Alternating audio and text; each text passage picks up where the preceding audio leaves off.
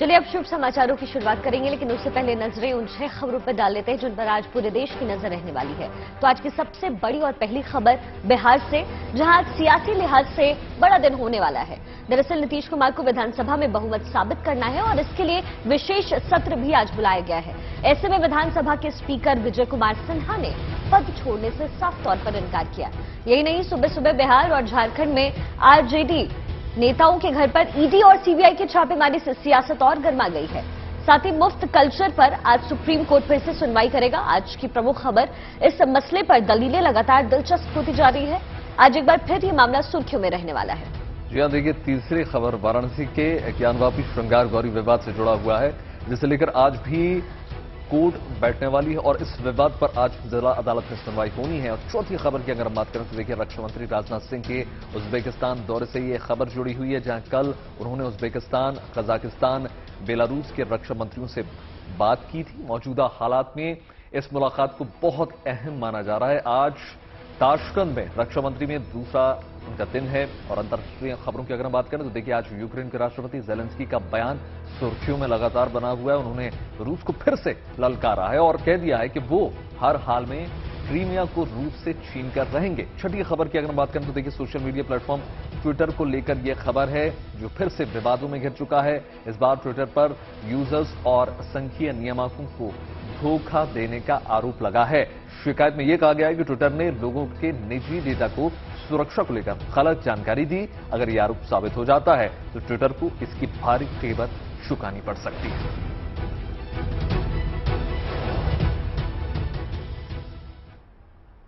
तो आज पहले शुभ समाचार की ओर हम रुख करते हैं। देखिए हिंदुस्तान की सेना के तर्कस में एक और बाहुबली की एंट्री हो चुकी है। डीआरडीओ और भारतीय सेना नौसेना ने vertical launch short range surface to surface missile system का सफल परीक्षण कर दिया है। इस मिसाइल की खास बात यह है कि 360 डिग्री घूमकर दुश्मन का खात्मा करने में यह पूरी तरीके से सक्षम है।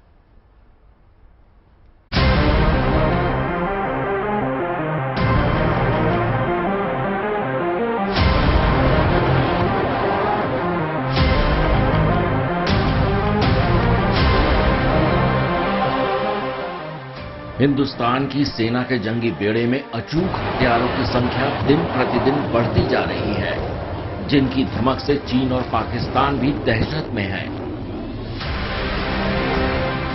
ये घातक हथियार पल भर में दुश्मन को नेस्तनाबूद करने में सक्षम है। एक और बाहुबली सेना के तर्कस में शामिल हुआ है, जिसने दुश्मनों की नींद उड़ा दी है। डीआरडीओ और भारतीय नौसेना ने vertical launch short range surface to air missile system यानी VLSR-SAM का सफल परीक्षण किया है। ओडिशा के तट पर इंटीग्रेटेड परीक्षण रेंज चांदीपुर से जमीन से हवा में मार करने वाली यानी सरफेस टू एयर मिसाइल का परीक्षण किया गया। ये मिसाइल भारतीय नौसेना की ताकत बढ़ाने में काफी अहम साबित होगी। डीआरडीओ ने इस मिसाइल को भारतीय नौसेना के लिए सतह से हवा में मार करने वाली मिसाइल के रूप में विकसित किया है। डीआरडीओ ने इसे 4 short span long chord cruciform wings का उपयोग करके डिजाइन किया है, जो इसे एरोडायनामिक स्टेबिलिटी प्रदान करता है। ये मिसाइल 15 किलोमीटर दूर बैठे दुश्मन के टारगेट को तबाह करने में सक्षम है। ये मिसाइल स्वदेशी रेडियो फ्रीक्वेंसी सीकर से लैस है, जो उच्च सटीकता के साथ लक्ष्य को भेद सकती है। इसे सतह से हवा में वर्टिकली लॉन्च किया जा सकता है। ये मिसाइल समुद्री लहरों के उतार चढ़ाव के दौरान भी आकाशीय लक्ष्यों को भेदने में सक्षम है। ये मिसाइल लड़ाकू जेट और मिसाइल के हमलों को भी रोकने में अहम साबित होगी। रक्षा मंत्री राजनाथ सिंह ने VLSR-SAM के सफल परीक्षण पर डीआरडीओ और भारतीय नौसेना की टीमों की सराहना की है। रक्षा मंत्री ने कहा कि यह मिसाइल भारतीय नौसेना की ताकत बढ़ाने में काफी उपयोगी साबित होगी। समंदर में भारत की लगातार बढ़ रही ताकत इस बात का प्रतीक है कि अब दुश्मन ने आंख तरेली तो अब उसकी खैर नहीं। Bureau report, good news today.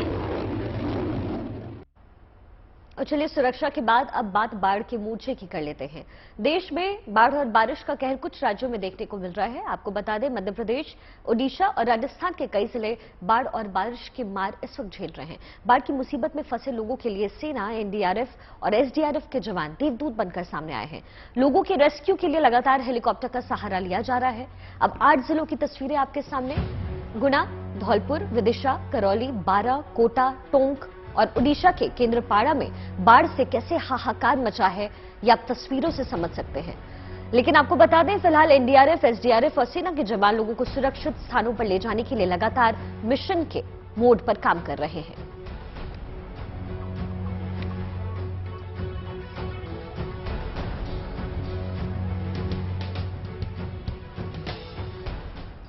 देखिए, मानसून के आखिरी दौर में हो रही बारिश का सबसे ज्यादा असर मध्य प्रदेश में देखने को मिल रहा है। राज्य में बादलों की मनमानी के आगे सब बेबस नजर आ रहे हैं। हालात को संभालने के लिए सेना को मोर्चे पर उतारा गया है। सेना के हेलीकॉप्टर्स लोगों को लगातार सुरक्षित स्थान पर पहुंचा रहे हैं। उधर सीएम शिवराज भी पूरे एक्शन में नजर आ रहे हैं।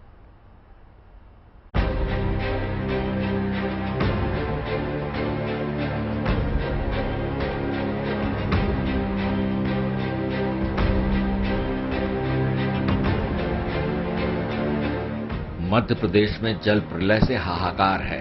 सैलाब ने ऐसा सितम ढा रखा है कि हर तरफ त्राही त्राही मची है। कुदरत के कहर के आगे सब बेबस हैं। मकान, दुकान सब जलमग्न हो चुके हैं। लोग अब भी अपने घरों में फंसे हैं। बस उन्हें इंतजार है कि कोई देवदूत आए और उन्हें इस जलजले से निकालकर सुरक्षित स्थान पर पहुंचा दे। एमपी के विदिशा और गुना जिले में हालात ज्यादा खराब हैं। विदिशा में हुई भारी बारिश के कारण बेतवा और उसकी सहायक नदियां उफान पर हैं, जिसके चलते कई गांव बाढ़ के पानी से घिर गए हैं। ऐसे में बाढ़ प्रभावित इलाकों में फंसे लोगों को निकालने के लिए सेना के हेलीकॉप्टर को रेस्क्यू ऑपरेशन में लगाया गया है। विदिशा के कई गांव में रेस्क्यू ऑपरेशन चल रहा है। इन तस्वीरों को देखिए, हर तरफ जलजला है और इस जलजले के बीच आसमान में उड़ रहा है सेना का हेलीकॉप्टर Mi-17 V5। सेना की मदद से सैलाब में फंसे लोगों को सुरक्षित स्थानों पर पहुंचाया जा रहा है। Mi-17 हेलीकॉप्टर ने राहत मिशन के तहत 10 उड़ानें भरी और दर्जनों लोगों की जान बचाई। लोगों को सुरक्षित निकालने में एनडीआरएफ, एसडीआरएफ और सेना लगातार जुटी है। जरूरत पड़ने पर और हेलीकॉप्टर तैनात करने की बात कही जा रही है, ताकि जिंदगियों को कुदरत के प्रकोप से बचाया जा सके। सीएम शिवराज सिंह चौहान भी बाढ़ की विभीषिका को देखते हुए एक्शन मोड में हैं। सीएम ने विदिशा जिले के गंजबा सौदा इलाके का हवाई सर्वेक्षण कर वहां की स्थिति का जायजा लिया। इतना ही नहीं, बाढ़ प्रभावित क्षेत्रों में सीएम बोट के जरिए लोगों तक पहुंचे और उनसे मुलाकात कर उनका हाल जाना। मध्य प्रदेश के अलग अलग इलाकों में भारी बारिश के बीच फंसे करीब 2300 लोगों को सुरक्षित बचाया गया है।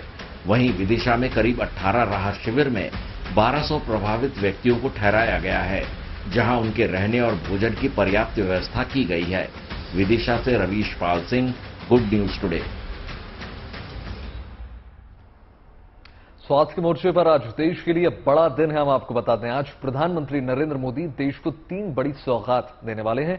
2 बड़े अस्पतालों का आज प्रधानमंत्री के हाथों शुभारंभ होने जा रहा है। आज प्रधानमंत्री मोदी मोहाली में होमी भाभा कैंसर अस्पताल का तोहफा देंगे, तो फरीदाबाद में अमृता अस्पताल का भी आज प्रधानमंत्री मोदी के हाथों उद्घाटन होने जा रहा है। वहीं देखिए, हिमाचल प्रदेश के बिलासपुर में 1500 करोड़ की लागत से बनकर तैयार है ये, और जिसका जल्द ही प्रधानमंत्री मोदी उद्घाटन करने वाले हैं। ऐसे में ड्रोन से दवाइयों की डिलीवरी को लेकर बिलासपुर एम्स ने शुभ समाचार दे दिया और इसलिए एम्स बिलासपुर में आईआईटी मंडी के साथ ये हाथ मिलाया गया है और तमाम योजनाओं के तहत न सिर्फ बिलासपुर को बल्कि अलग अलग जगह इस प्रकार की तमाम स्वास्थ्य सुविधाएं हम सभी को मिलने जा रही हैं। हम देख सकते हैं, महसूस कर सकते हैं।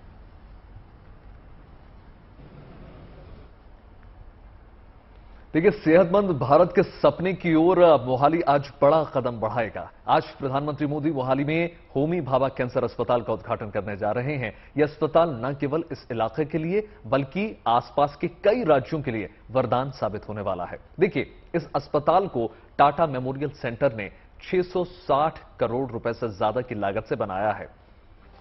660 करोड़ की लागत से बनकर तैयार हुआ है। इससे आप अंदाजा लगाइए, होमी भाभा कैंसर अस्पताल और अनुसंधान केंद्र में 300 बिस्तर की सुविधा होगी। काफी बड़ा ये अस्पताल है। ये अस्पताल में एमआरआई, सीटी, मैमोग्राफी, डिजिटल रेडियोग्राफी जैसी तमाम सुविधाएं होंगी और ब्रेकरी थेरेपी और बोन मैरो ट्रांसप्लांट जैसी अत्याधुनिक सुविधाओं से ये लैस होने जा रहा है।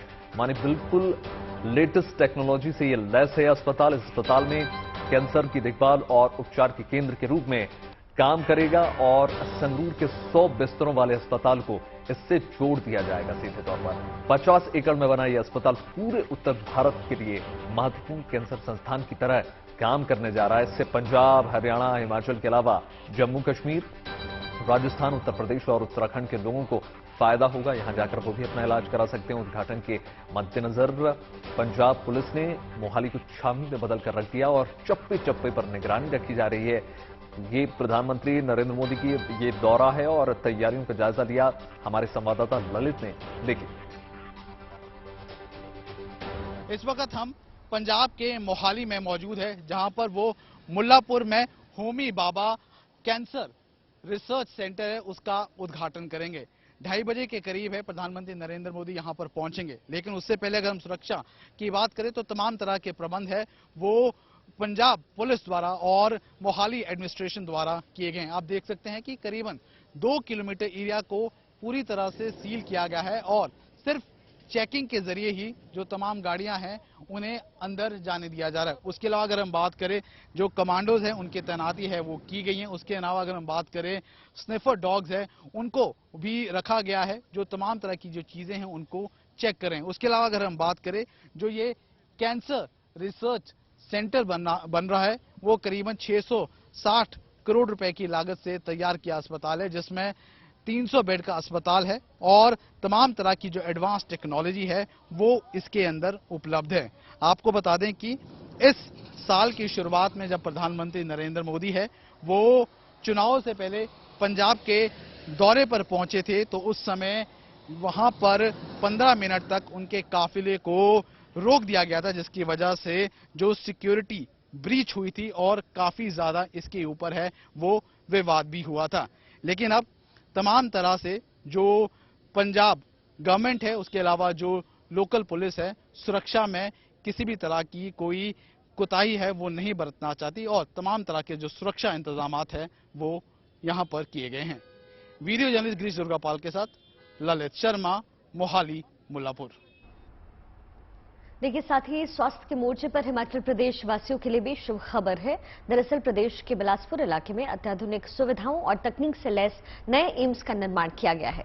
इस दुर्गम पहाड़ी इलाके में लोगों की सुविधा के लिए इस अस्पताल में ड्रोन की मदद से दवाओं और टेस्ट सैंपल की डिलीवरी करवाई जाएगी।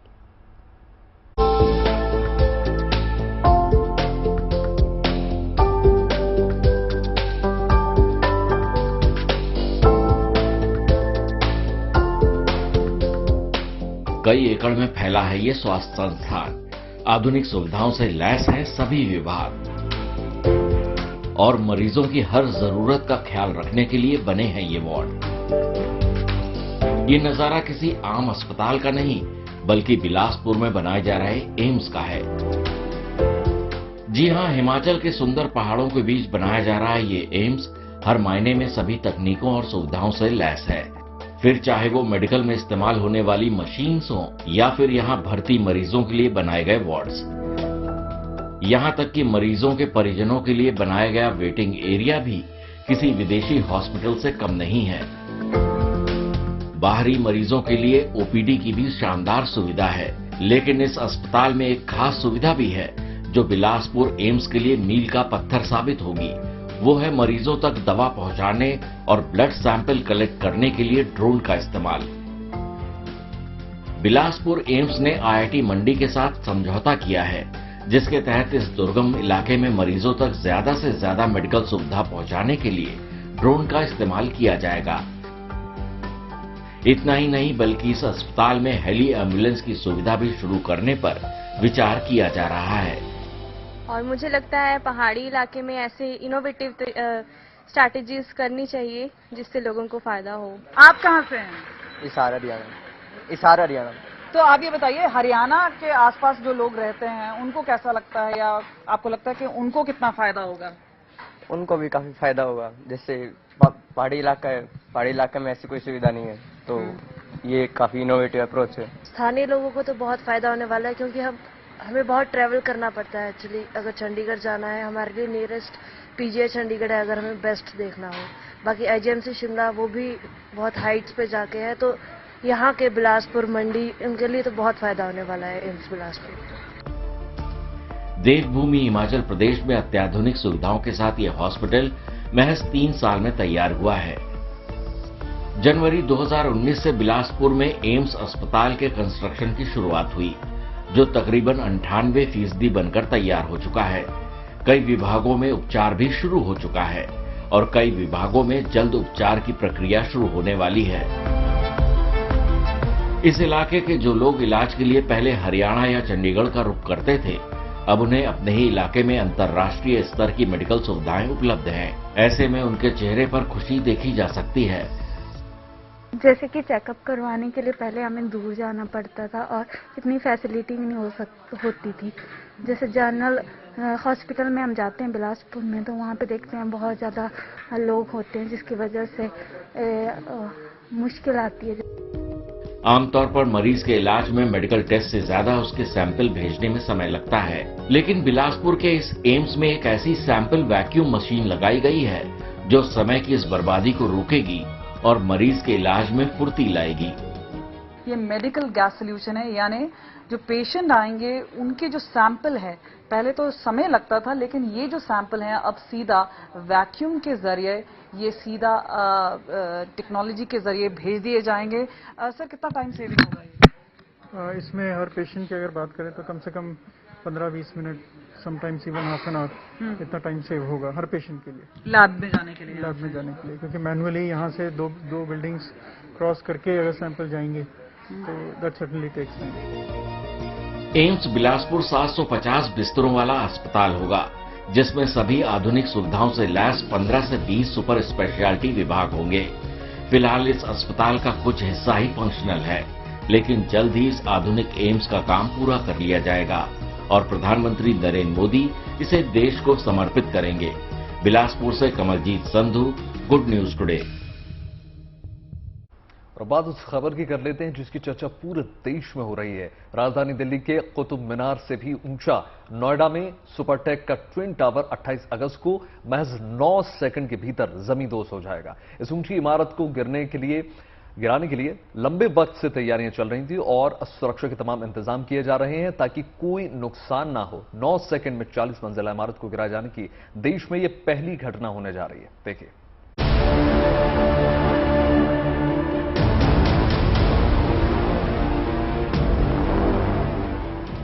28 अगस्त को नोएडा के सेक्टर 93 स्थित 40 मंजिला टावरों वाला सुपरटेक एमरल्ड कोर्ट ध्वस्त हो जाएगा।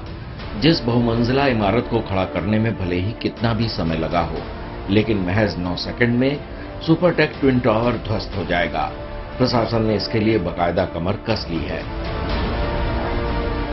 इसके लिए विस्फोटक लगाने का काम पूरा कर लिया गया है। इससे पहले पुलिस की देखरेख में हरियाणा के पलवल से विस्फोटकों की पहली खेप नोएडा पहुंची। 2 वैन में विस्फोटक को लाया गया। टावर के खंभों में किए गए सुराखों में विस्फोटक को भरने का काम भी पूरा हो चुका है। सर, एग्जैक्टली 2:30 बजे, ना 2:29 ना 2:31, 2:30 बजे बटन प्रेस होना है। तकरीबन यही जगह से हम लोग अरेंजमेंट कर रहे हैं बटन प्रेस करने की। सो एग्जैक्टली 2:30 बजे होगा। 9 सेकंड्स लगेंगे एक्सप्लोजिव्स को ब्लास्ट होने को। प्राधिकरण की बैठक में फैसला किया गया कि जिस दिन ट्विन टावर ढाया जाएगा, टावर के आसपास बनी सोसाइटी एमरल्ड कोर्ट और एटीएस विलेज में रहने वाले लोगों को सुबह 7 बजे ही अपने अपार्टमेंट्स खाली करने होंगे। जानकारी के मुताबिक ट्विन टावर को गिराने में 3,500 किलोग्राम विस्फोटक इस्तेमाल होगा। इसके 1, 2, 6, 10, 14, 18, 22, 26 और 30वें फ्लोर पर विस्फोटक लगाया जाएगा। इसके अलावा बेसमेंट में भी बारूद लगाया जाएगा।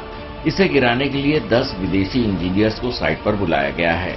टावर में विस्फोटक लगाने के दौरान सिर्फ टेक्नीशियंस को ही अंदर जाने की इजाजत दी गई है। वहीं दोनों टावरों में विस्फोटक लगाने के लिए 10,000 सुराख किए गए हैं, जबकि बिल्डिंग के आसपास के एरिया में सीसीटीवी सर्विलेंस सिस्टम लगाया गया है। इसके साथ ही ट्विन टावर के आसपास बिना इजाजत के बिल्डिंग में किसी को एंट्री नहीं दी जाएगी। सुपरटेक के अवैध ट्विन टावर को ध्वस्त करने के बाद उड़ने वाले धूल और मलबे के कणों से बचाने के लिए टावर को सफेद और काले जियो फाइबर से घेर दिया गया है और दोनों टावर की सुरक्षा की जिम्मेदारी स्थानीय पुलिस को दे दी गई है। वहीं टावर गिरने के बाद मलबे को 2 से 3 दिनों में हटा लिया जाएगा। सुपरटेक के ट्विन टावर को जिस वक्त गिराया जाएगा उस दौरान आधा घंटा के लिए नोएडा ग्रेटर नोएडा एक्सप्रेसवे पर ट्रैफिक बंद रहेगा। पुलिस के मुताबिक इस संबंध में ट्रैफिक पुलिस की तरफ से एडवाइजरी जारी की जाएगी। ट्विन टावर को पहले 21 अगस्त को ध्वस्त किया जाना था, लेकिन नोएडा पुलिस और सीबीआरआई से एनओसी नहीं मिलने के कारण विस्फोटक समय पर नहीं आ पाए, जिसकी वजह से ध्वस्तीकरण की तारीख बढ़ाकर 28 अगस्त कर दी गई। नोएडा से भूपेंद्र चौधरी के साथ Abhishek Anand, good news today. और चलिए बात कर लेते हैं बप्पा की। देश भर में गणपति बप्पा के भव्य स्वागत की तैयारी इस वक्त चल रही है। 31 अगस्त को गणेश चतुर्थी मनाया जाना है। गजानन की एक से बढ़कर एक मूर्तियां तैयार की जा रही है। मूर्ति कलाकार बप्पा की प्रतिमाओं को अंतिम रूप देने में जुटे हैं। देश के 6 शहरों की तस्वीरें अब आपको दिखाते हैं। बेंगलुरु, मदुरई, अमृतसर, इंदौर, भोपाल और हैदराबाद में गजानन की वेलकम की पूरी तैयारी हो चुकी है। मूर्तियां तैयार है। मूर्ति बनाने वाले कारीगरों के कारोबार ने कोरोना पाबंदियों को हटने के बाद से इस साल रफ्तार पकड़ी है। बाजार में अलग अलग रंग, अलग अलग मुद्राओं वाले गणपति विराजमान हैं। गणपति उत्सव की तैयारी में जुटे लोगों की पहली पसंद इको फ्रेंडली प्रतिमाएं हैं। इस बार ज्यादातर लोग अपने घरों में, पंडालों में मिट्टी और गाय के गोबर से इको फ्रेंडली गणपति की मूर्तियों को विराजमान करना चाहते हैं। लोगों की डिमांड को देखते हुए मदुरई, अमृतसर, भोपाल समेत देश के मूर्ति कारीगर दिन रात भगवान गणेश की मूर्तियां तैयार करने में जुटे हुए हैं।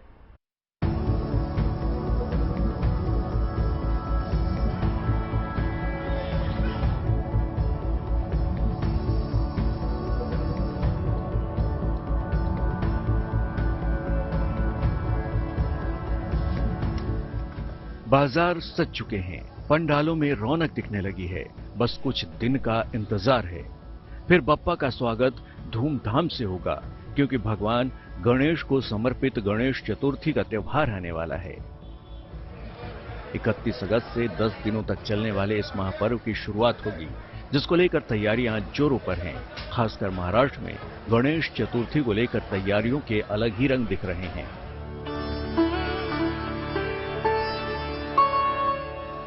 देश भर के कलाकार गणपति की मूर्ति तैयार करने में दिन रात लगे हुए हैं। मदुरई के कारीगर भी भगवान श्री गणेश की मूर्ति बनाने में जुटे हुए हैं। यहां 1 फीट से लेकर 8 फीट तक के गणपति की मूर्तियां तैयार की जा रही हैं। इन मूर्तियों को इको फ्रेंडली बनाया जा रहा है। इन्हें मिट्टी, नारियल भूसा और लकड़ी की मदद से तैयार किया जा रहा है, जो किसी भी तरह से पर्यावरण के लिए नुकसानदेह नहीं है। खास बात यह है कि इन मूर्तियों की रंगाई में केमिकल रंगों का इस्तेमाल नहीं किया जाता। मूर्ति को पानी में विसर्जित करने पर वह पानी में घुल जाती है और जलीय जीवों को नुकसान नहीं पहुंचाती है।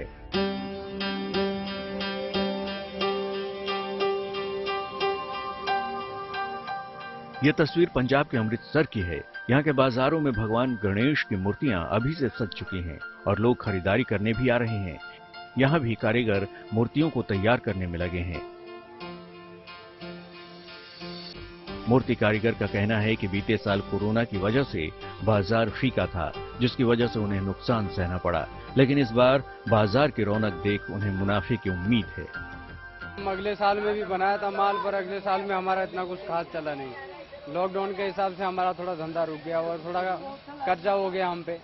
बाकी अभी ठीक है। अब की बार थोड़ा उम्मीद है कि जो भाई चल जाए तो अच्छा ही है, ताकि हमको भी 2 पैसा मिले, ताकि 2 पैसे के लिए हम भी मेहनत करते हैं। बाकी हमारा दिन रात का काम है ये। अभी सुबह से 4 बजे से लगा के लगते हैं तो रात को 2 भी बज जाता है, कभी 1 बज जाता है। मध्य प्रदेश की राजधानी भोपाल में इको फ्रेंडली गणपति बप्पा की मूर्तियां तैयार की जा रही हैं।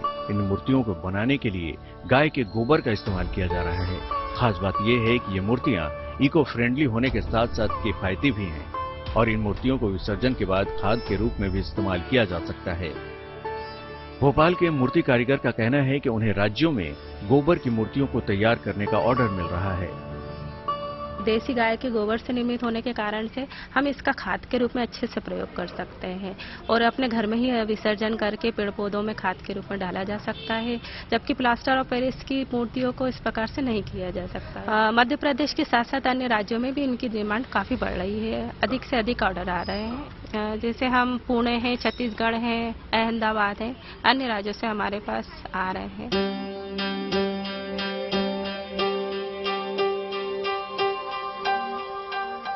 भगवान गणेश की मूर्तियों की बिक्री तेज हो गई है, इससे मूर्तिकारों में काफी उत्साह है।